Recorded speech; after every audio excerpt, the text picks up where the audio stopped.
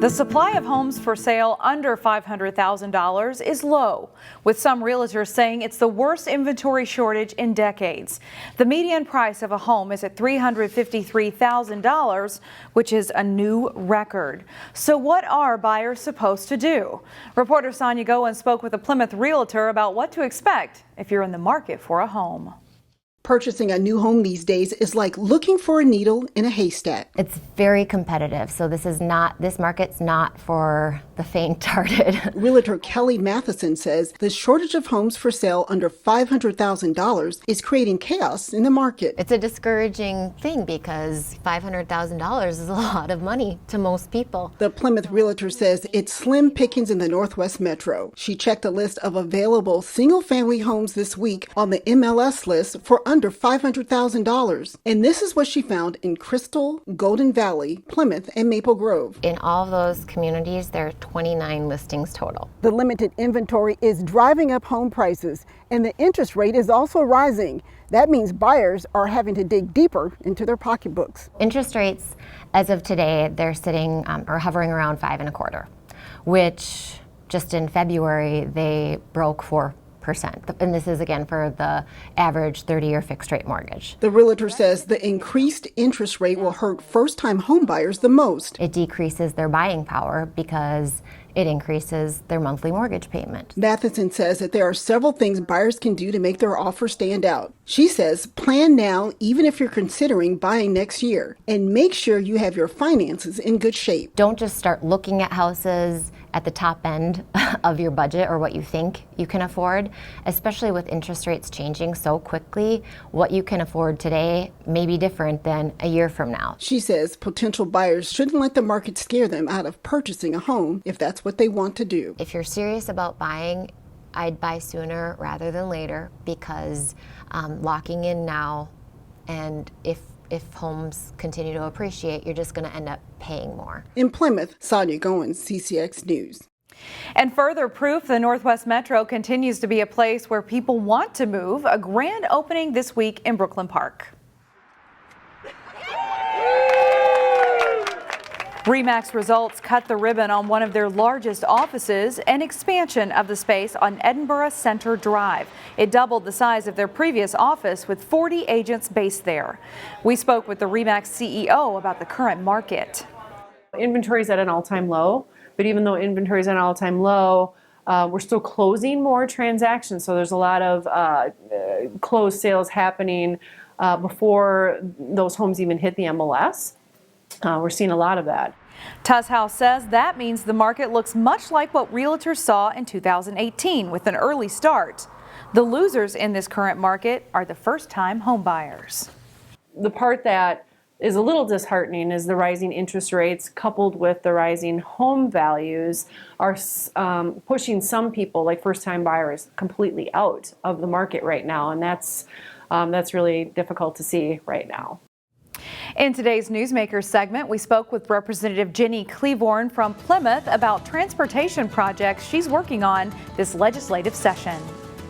As you well know, County Road 47 is such a dangerous roadway, and all of our community members deserve a safe space to drive and to walk and to get to and from school with safe crossings. And I met this last week with the Chair of Capital Investment one more time to make sure that we're pushing the funding to bring those $20 million home to Plymouth for our residents and to make that road much safer. All right, you think you'll get the $20 million? You know, the legislature is both a collaborative and competitive body, and as you will know, we're all chasing the same dollars. And it's very interesting to see, you know, in the House, we're advocating for a very robust bonding bill, but whatever we do must be in agreement with the Senate to get it to the governor. So I'm hopeful that both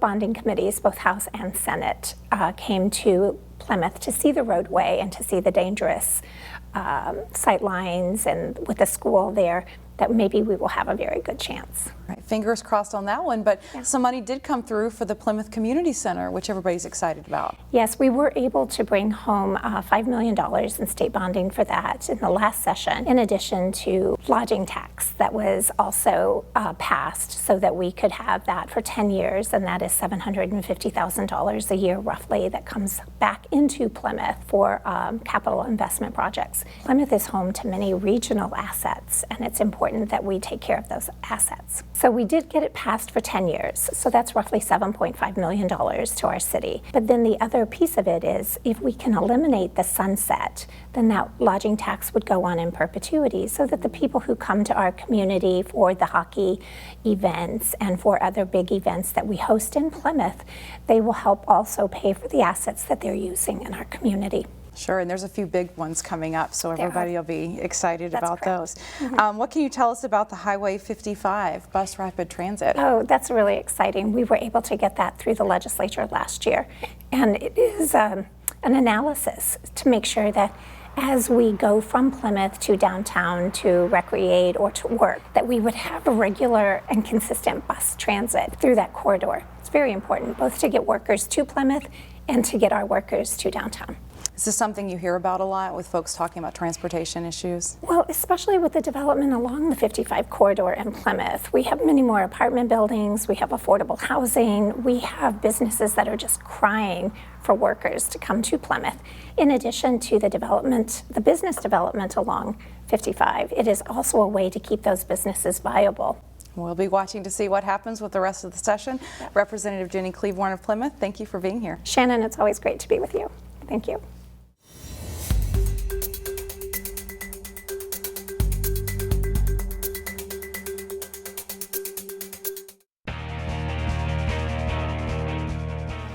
The 2022 Champlin Park softball team is off to a 4-1 start, and senior Alyssa Blaska is the Rebels' leading hitter so far. But 3 years ago, it was Alyssa's older sister, Holly, who was one of the best players in the state. Here's Jay Wilcox with this story from the spring of 2019. She's without a doubt one of the best high school softball players ever in the northwest suburbs. But Champlin Park senior Holly Blaska thinks less about her own numbers and more about what it means to be part of a successful team. Just being around my teammates. I mean, I've had a blast. We've had great team chemistry every year. I mean, last year was pretty memorable. We made it pretty far into the section tournament, so that was a lot of fun. But just being around the girls has been a lot of fun. And the impact Holly's had on the Rebels is plain to see for those around her every day. It's crazy, like we all just wonder how she does it, but she does it so gracefully and so consistently that we just love it. It's super helpful in the games, but it's also really fun to watch, and we learn so much from just watching her. Once in a lifetime type player. She comes along and works hard, humble, 4.0 student. Everything she does 100%, and it's just great to have her around. She pushes the girls around her to be better, but not in a way which she, it's just through example, through her effort. Our young kids want to be her. Holly isn't the only Blaska excelling for the Rebels. Alyssa Blaska hits one to center. Her little sister Alyssa, a freshman, has taken over as Rebels shortstop as Holly moved to first base. It's actually pretty cool to get to play with her because I haven't played with her in a long time. Sometimes I push on her, she pushes on me back, but I think we have a lot of fun. It's we push each other to do better, so it's good. I feel like she has a lot of potential. She's kind of small right now, but she's a quiet leader. I'm pretty sure she leads the team in batting average right now, so she's one of the key players, and I think she goes under the radar a little bit, but yeah, she could be a really good player. Understandably, teams aren't eager to pitch to her, as shown by the 5 intentional walks and 4 hit-by pitches in her stat line. It's frustrating because you can't really do anything. You can't create that energy with a big hit or anything like that, but I try to do my best and steal bases and create havoc on the bases, and then hopefully my teammates got my back behind that. This year, coming in, just to explain to her that it's going to happen. And when it does happen, we need to make sure that you're scoring. Every time they put you on, we want you to score. Brzezinski, Ashburn will set it up in the middle, and Blaska to kill. Last fall, Holly joined some of her best friends on Champlin Park's state championship volleyball team. She didn't play much after returning to the sport after concentrating on softball through her high school career. But she says playing as a senior turned into a great idea. I loved it. I'm so glad I went out. The girls were awesome. It was a great experience. I had lots of fun. I learned a lot of new aspects of the game, and I also worked on many things that I don't work on as much on softball, like just different muscles and stuff like that. So it was nice to see little improvements in other parts that could transfer over into softball. She just brought a freshness to the team. You know, a lot of our volleyball players, that's what they do most of the time is volleyball, and they're very successful at it. But you know, she brought a breath of fresh air. Like, hey, I'm going to work hard at this and I'm going to have fun. Blaska's softball career won't end with this high school season. She's headed to Miami of Ohio to play D1 college ball. They have a great academics. I love the coaches and I love the campus. When I stepped on campus, I thought it was beautiful.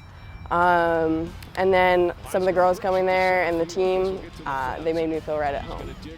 Holly hit .607 that spring for Champlin Park. The now college junior is currently hitting .320 with 10 home runs for the Mid-American Conference leading Miami Redhawks. She was an all-MAC conference player a year ago. That's all for sports. I'm John Jacobson.